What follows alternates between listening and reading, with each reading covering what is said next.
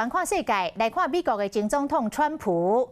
官司缠身，照常咧拼选举，但是随着一件搁一件民事案的裁决出炉，川普是头毛咧烧。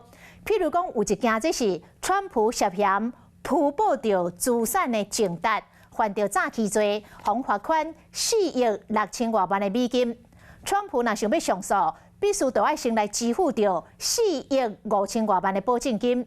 这两条钱，罚款甲保证金，川普若装袂出来。 伊的资产可能会去互扣押，所以川普是就望向支持者来哀讲无钱，希望大家会当寄付，互伊来纳这条的罚款。川普律师团队上诉纽约州的法庭，希望上诉的法院先卖执行川普民事商业诈欺罪败诉的罚款。纽约检方指控川普家族虚报资产价值，涉嫌诈欺，川普败诉，罚款4亿6千4百万的美金。 川普不服想要上诉，严格川普必须就要成立大概是新台票144亿3千多万左右的担保金。The clock is ticking. He has just 5 days to come up with the money, or the New York Attorney General Letitia James is threatening to seize some of his most beloved properties. She says that Trump does have the money. He just doesn't want to fork it over. 川普讲，伊个会当负担1亿美金的担保金，伊个发文章讨救兵。Democrats want to seize my properties, and then you see there the link to donate money. So he wants other people, regular Americans, to foot the bill. 川普的文章敢若是产生2种效果。有人讲川普又要破产啊，伊的资金特别封扣押。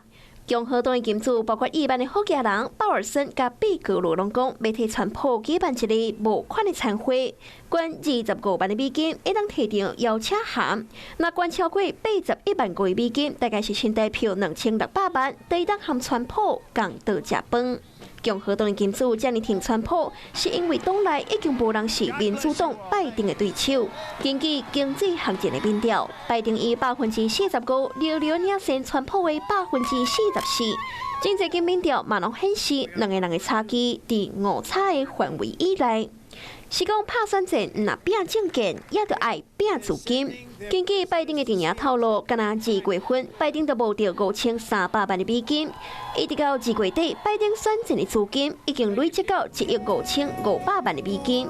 4月，拜登佮邀请前总统奥巴马和克林顿相挺，是到佮会当为拜登的电影募到佮较侪资金。 你好，我是宋彦明。想掌握最及时的新闻资讯吗？赶紧订阅、按赞、开启小铃铛，锁定华视新闻 YouTube 频道。